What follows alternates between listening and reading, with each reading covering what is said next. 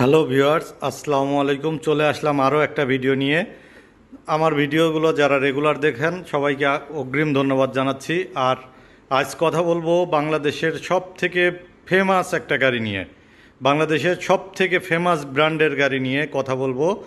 এই জন্য সবার কাছে অনুরোধ করছি গাড়ির ভিডিওটা সম্পূর্ণ দেখুন। রেগুলার বিভিন্ন ধরনের গাড়ির ভিডিও পেতে আমার পেজটি অবশ্যই সাবস্ক্রাইব করে রাখবেন। তো ভিউয়ার্স, গাড়ি দেখতেই পাচ্ছেন, প্রথমেই কিন্তু গাড়ির লোগোটা দেখিয়ে দিয়েছি।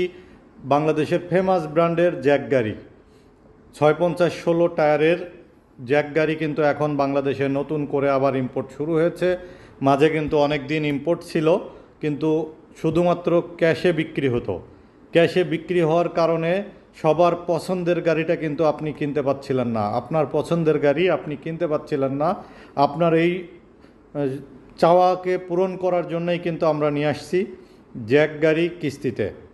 জ্যাক কিন্তু এখন 12 ফিট, 14 ফিট দুইটা মডেলের 3টা সেগমেন্টে পাওয়া যাচ্ছে। জ্যাক সিভিল শো, জ্যাক খারাশো 1.5 টন, সিভিল শো 1.5 টন এবং 3 টনের খারাশো, 3টা মডেল কিন্তু জ্যাক অ্যাভেলেবেল বাংলাদেশে রয়েছে। এখন আপনি ক্যাশে, কিস্তিতে এবং সেমি ক্যাশে 3টা পলিসিতেই নিতে পারবেন। 100% ক্যাশ টাকায় নিতে পারবেন, 40% ডাউন পেমেন্ট দিয়ে 18 মাসের সেমি ক্যাশে নিতে পারবেন, এবং নর্মাল কিস্তি যেটা আগে 3 বছর ছিল এটা কিন্তু এখন 4 বছরে করা হচ্ছে। সেমি ক্যাশ যেমন 1 বছর ছিল, এটা 1.5 বছরে হয়েছে।